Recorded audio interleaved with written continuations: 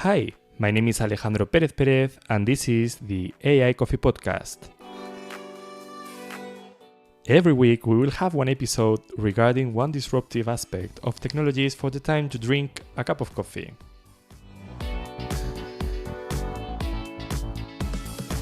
Today, we have the honor of having Isabel Martínez Rivas, who is a really clever person and a really insightful political advisor. And she will bring us a lot of knowledge about how data and AI affects political world. So first of all, to present her, she has 2 bachelor's degrees, one in law and one in political science in Universidad Autónoma in Madrid. Then she has also 2 master's degrees, one in image advice and political consulting and communication in the International Center of Government and Political Marketing, and the other one in digital marketing and e-commerce in the EAI Business School. Also, she has a lot of experience regarding marketing, communication, and political advisory. One of the most important was the last one. She was working with UGT. This is one of the main labor union in Spain. And she also leads some debating championships, and also she's starting a freelance project called Go Managing Partner. So Isabel, welcome to the Coffee Podcast. You have such an amazing CV. You have 2 bachelor degrees, 2 master degrees, and you have a lot of knowledge about how political world works and how it works with data. You're also really passionate with it. But just before to start, because this is a podcast regarding technology, regarding data, regarding AI, and maybe many people listening this are wondering, why are you here? So can you say why it is important for you as a political advisor to manage data and to know about how this affects our world? So first of all, I would like to thank you for the invitation to be here with you, talking about technology, IA in this case, and how it impacts politics, because I think it is important, and maybe people are the listeners that you have on your podcasts will know better and maybe new things about this field, right?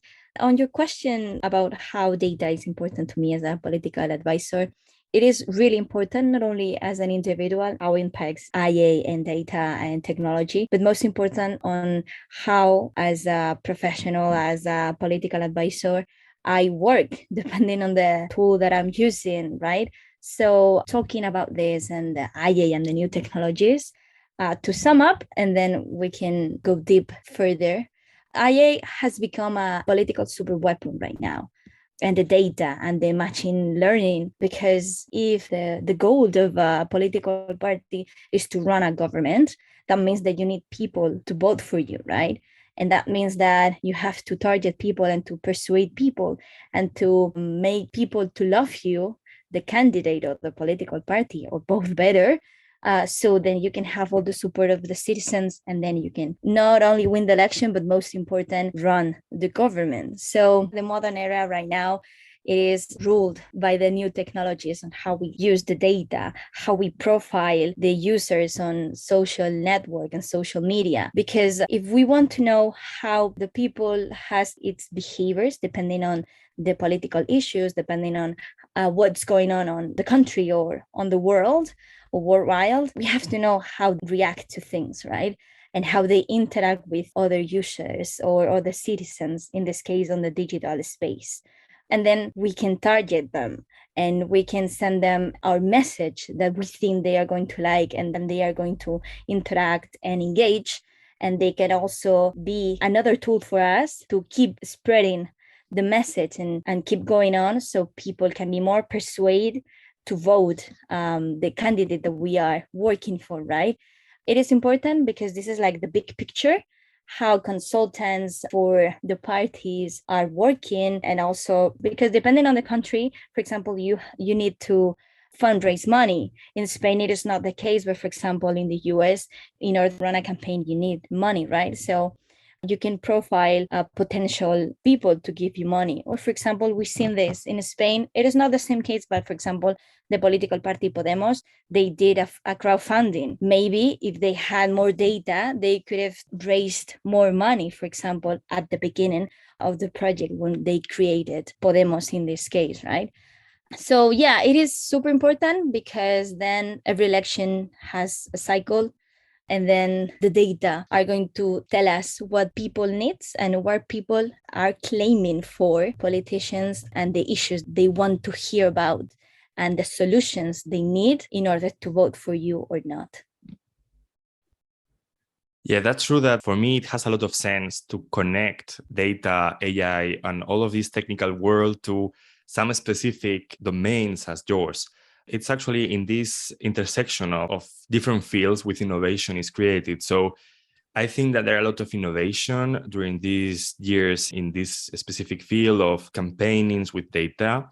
And actually, I remember that I read a book that you might have heard about or even read, that it's The Victory Lab, The Secret Science of Winning Campaigns. And it's about Obama's presidential election victory in 2012 and how data was important for winning this election. So do you think that elections nowadays are really based on data science? Or, I mean, you talk that it's really important, but how much? Or is much more important now than that in the past? Or even it's because that we have more data available now that it's becoming more and more important? What do you think about that? So push that we seen in my field and running campaigns with technology was before this 2012 elections for Obama. Specifically, Obama, to me, is the best example because he won an election, the earlier election that he had in 2008, because of the social media and how they use it for the first time. They used Twitter and Facebook as a main tool for social listening procedure and also to spread the message through all the Twitter network, right? And that helped Obama in order to win that election. And since that, a lot of then countries and political parties in other parts of the world started to use Twitter and Facebook and YouTube and other social networks and social media.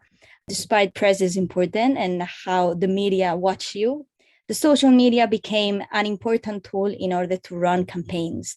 So it is important how this has changed everything, right? Because we're not talking only about artificial intelligence. We are talking also about the machine learning, also the big data, the chatbots that we can see, the bots that we can see on Twitter and other social media networks, automated calls, for example. These are all things that are in the artificial intelligence field. Technologies are transforming the political race towards this automatization of how we understand political should shape citizens and should shape the potential campaigns that we are going to see, not only right now, currently, but also in the next decades. So this is the thing that is going to be all the time that we are going to see it. And the data is super important because you have to know the potential voters that you have, not only your solid base voters that you will always have as a political party, but most important, the neutral voters that we call, right? Those that sometimes they are going to hesitate if they are going to vote you or not, depends on the economical situation. Maybe they vote to the left, but then to the right, and they are doing this turn vote depending the year and the election because of the situation, right? So data is super important because us as humans, we have not the skills to collect all the data that we need to shape just one individual interest. So to know how one person works, you need a lot of people behind that machine, right? So how we run campaigns or how important and successful political advisors run campaigns in the past has made like the beginning of everything with technology. And technology has always been involved in that. Maybe not as we see right now with the artificial intelligence, but with other kind of technologies that they used 5 decades ago, like in the 50s, in the 60s, in the 70s. Of course, this whole has changed. You don't have a team of 50 men working all the time, going door to door to ask people for making polls and all these things. So right now is everything, almost everything automatized, right? At the end, what do you need to know is the behavior of the voter, and then to collect all the common things that an individual person has to make groups, and then to target people to spread your message and try to impact on that group specifically in order to change the behavior, right? In this case, with a result that they are going to vote for you, right, on a campaign. So that's why data is super important. We can see on social networks, right? When we see that Twitter is free, is because we are the product, right? As a person, we are the product. That's why we can access for free for Twitter, YouTube, or Facebook. So it is the same case as the private sector, that they use these things in order to show you their products so you can buy it. So the public sector and the political parties also use it in that way. So how people is going to react to trends, to the trending topic that we can see on Twitter, what are the concerns that people are having right now, and if that things are interest for us or for the political party that we are working for. So that's why the data is super important, because in a second, we can have a lot of factors and indications that we can use it to improve the campaign, not only at the beginning, but most important during all the campaign, to change that behavior and have that vote at the end. Wow, it feels really amazing, everything behind, because of course we are now used to all of these graphs in the news with all of these votes with different kind of numbers regarding politics, and there is a lot of things behind them. And actually I wanted to know if you have, for example, tried Python or R or something like that, like a coding program somehow to try to collect this data and to organize it, or even if you haven't, someone around maybe.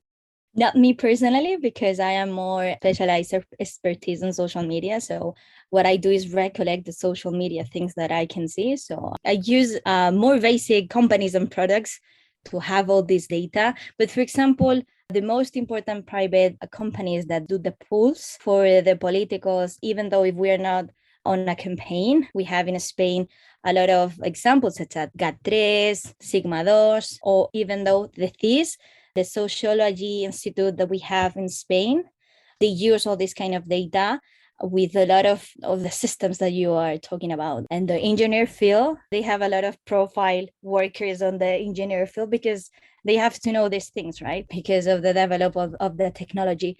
And also I have to say that already today, machine learning systems can predict, for example, which US congressional bills are likely to pass or not on the Congress based on how the behaviors of the politicians or the behaviors of the citizens, or to predict which are the potential bills or which are the potential political strategies other political parties are going to do, right?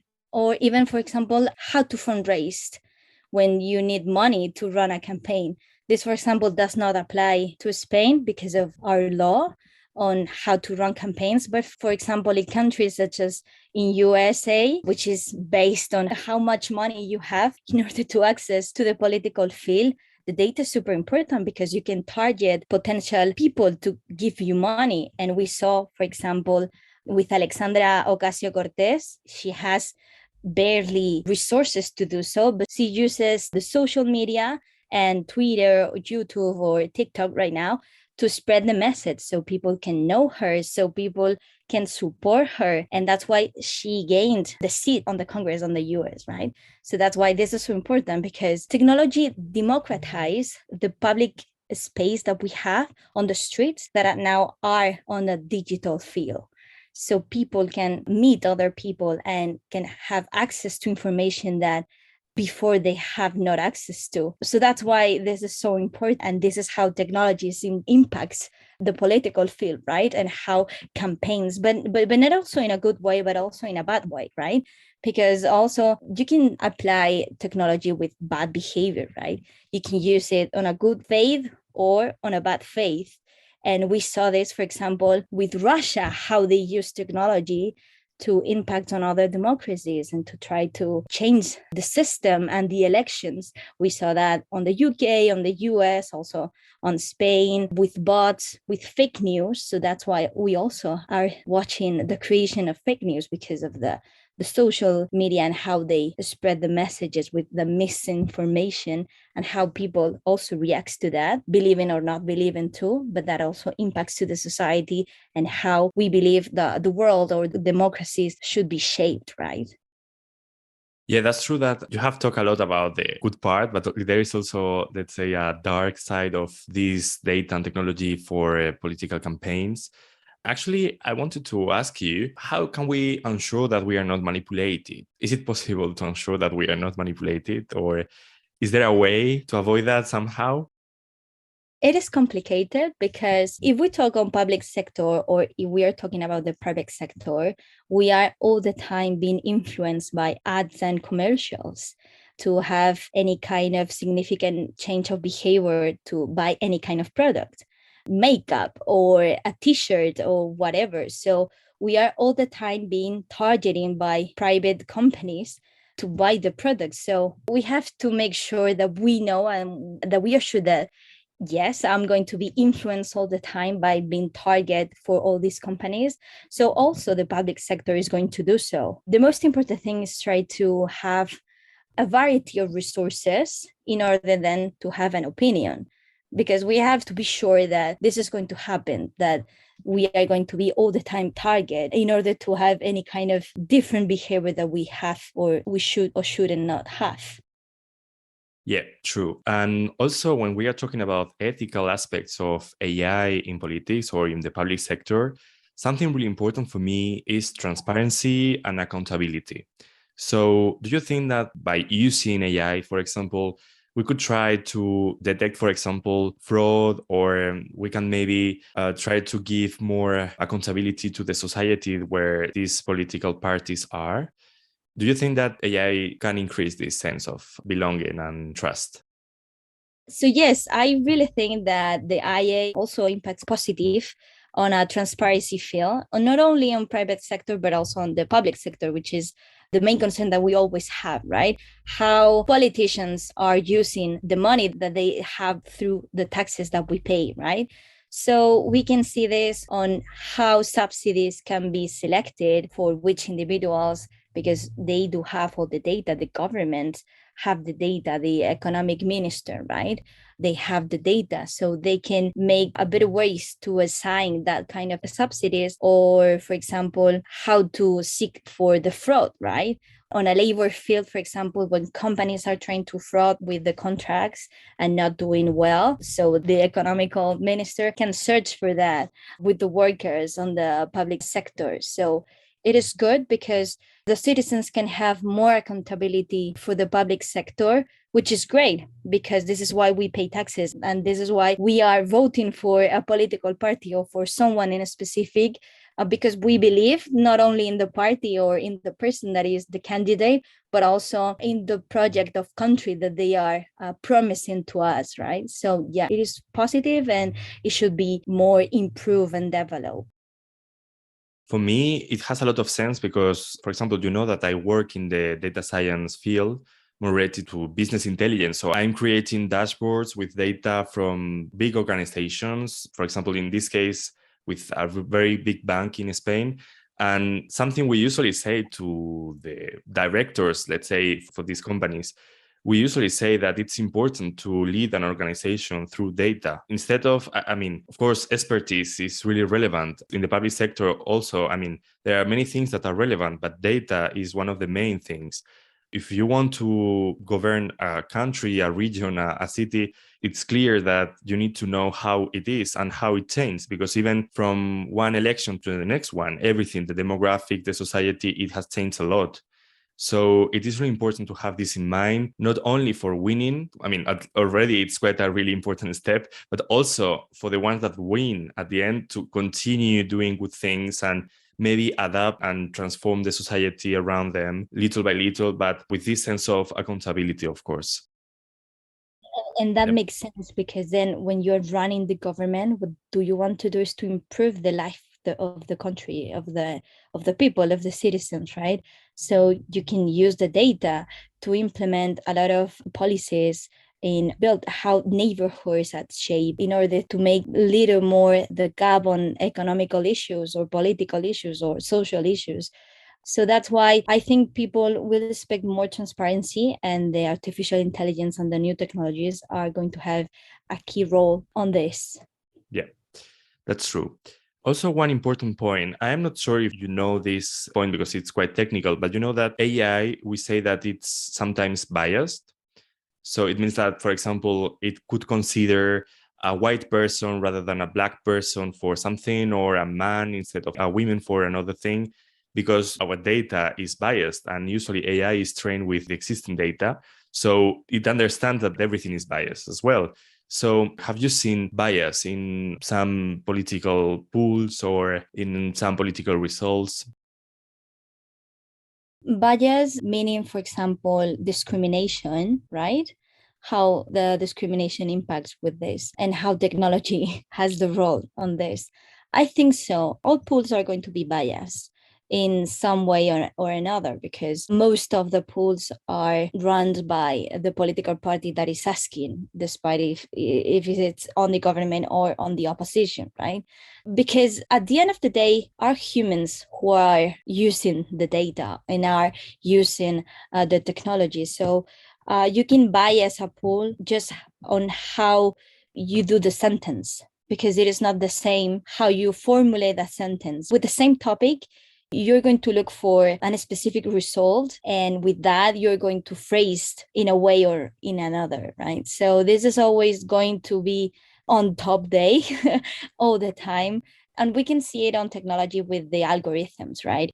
How on TikTok, for example, or Twitter, but mostly, for example, right now on Twitter, all the things that you're going to watch are things that the algorithm thinks that you're going to like, right? So you're going to spend more time on the digital platform. And this is important. We're talking about social media, but realistically, on the real world outside social media, how, for example, governments in other countries are trying to develop with artificial intelligence policies, for example, with the criminal law, for example, how to punish a criminal.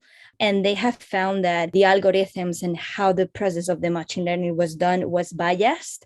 So what they saw is that Black people in America were being more punished with this kind of procedure rather than cleaning the human bias that we have right now, the structural bias and discrimination that we have on countries, right? On liberal, democratic, occidental countries. So it is important because we can use it for good, for the benefit of the people and the communities, the algorithms, the intelligence, the machine learning, and all these things. But we have to make sure that us as humans, we have a good intention and we are doing this in good faith. And once we are going to detect that then maybe there's an error, or we can make a mistake, or the machine is going to be biased with the election, he, she, it, them, it's going to do, we have to change it. Because if not, people is going to suffer, and it's going to be more difficult to undo this because technologies are going to be more complex. So try to undo a whole system, a whole artificial intelligence system that it's going to impact to a lot of people. So yeah, it's a good challenge that we are going to face and that we are facing currently. Yes, that's true that there is a sense of lack of transparency sometimes with we are talking about these unsupervised models of AI. And that's true that we cannot even, at this moment, it's really difficult to open these models because sometimes people think that these kind of AI models are like a lot of different if or logical aspects that we are considering. And sometimes it's not, it's just that we're showing an algorithm all the data that we already have and it learns by itself. So it's really hard to predict how biased it is to open it. And actually, there are like a lot of projects that you said that are trying to give more transparency. We usually talk about black boxes. And for me, that's the main challenge that we are having in this decade because we are using AI more and more. As you said, there are projects, for example, in Spain running at this moment to try to automatize justice, to try to automatize also, for example, health. And all of them might be biased. And actually, sometimes bias is not bad. For example, in health, is even important to have this bias because for the drugs, for example, that needs to be applied for a person and for another, the drugs might be slightly different, or even for a man or for a woman. So in this case, for example, having this bias could be even beneficial. But for example, if we are talking about justice, maybe it's not the case. So of course, that's the challenge that we are having now. But anyway, I guess that this is going to bring a lot of really positive things. I mean, it's going to happen even if we if we don't want to. So the best thing that we could do is try to manage this and to handle it. Yeah. So do you have something to add in that part? I agree. We are going to be biased all the time, but the negative bias issue is when policies or how we use these technologies as tools are going to have a negative impact on minorities because they are minorities, POC people, people of color, for example, or LGBT community because of the structural discrimination we lived in, right? So this kind of bias are bad, right? Or we see the gender violation things, right? With the patriarchy and all these things. So policies and technologies should be a little bit biased to balance the unfair situations that we live in because of the world, how it's done. But then if it is going to benefit a huge amount of people in a way that is not fair, then we have to rethink policies, right? How to do this? And I finish with this question. Sometimes regulation always moves slower than technology. And this is important to take into account to our politicians, right? We are seeing this on the European Commission, for example, on the European Parliament, that they are trying to regulate Twitter and all these things because of how fast technology is improving and how fast technology is impacting in our lives. So that's why politicians have to do it better and faster because technology is going to be more faster than us as humans. Yeah, I agree. And something really crazy is that usually, for example, here in Spain, to pass a law, like in the regular system, it could take a year, maybe, from the beginning of the creation of the law and then like the publication and to implement it directly. And it's really a long period if we are talking about AI and technology. And 1 year, it's really a lot of time. So imagine, for example, now we have ChatGPT, for example, and it appeared on December. And now we are talking about GPT-4, which is going to be like the next step for that. And it might appear on spring, maybe. So who wonders what's going to be next year at this time? So there's like a lot of time, and yeah, maybe we need also to change this process because when we're talking about technology, we cannot wait so long. And it's, yeah, what do you think about that? Do you think it's necessary maybe to create another system for technology? Maybe the regulation is great. I mean, it is easy to blame IA technology when things are going wrong or when we lost elections, for example, right? Then the same algorithm tools are going to do good things, right? So if the public sector is approaching the technologies, the big techs, right? Trying to balance the lobby that they're going to do, right? And how they're going to impact other countries, for example, such as whole continents such as Africa, we have to make sure that we are doing the best and the best way that we can, right? But yeah, we have to be more balanced with the technology sector because there are only few companies running everything on the technology field. So the public sector is not engaging with that. We are going to keep moving slower than the technology. So yeah. Okay, so we are finishing. You have seen that time pass really quickly in this podcast. But just to finish, you know that I usually ask people how do they like coffee. So that's the same question for you. How do you like coffee, Isabel? I'm a basic coffee lover, so I do like cappuccino. A basic cappuccino, I love that. So that's my way of coffee. Do you usually take, for example, a piece of, I don't know, cake or something with it, or just cappuccino?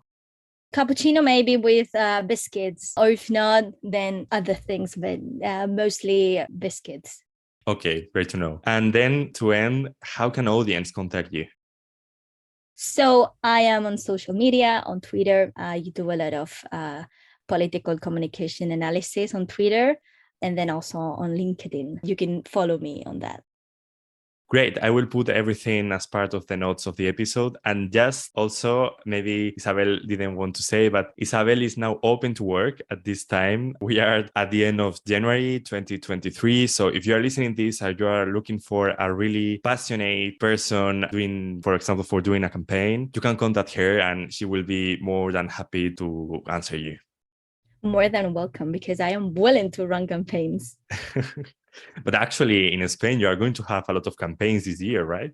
Maybe. Yes, Yeah. I'm looking for that. So maybe I can run certain campaigns here in Spain. So let's see what happens because we are 4 months for the autonomic regional elections. So let's see what happens. So if you are listening to this, go quickly and ask her if she has already time for you to do something. So thank you very much, Isabel. It was a pleasure having you here. Thank you. It was also a pleasure to talk with you about IA and elections.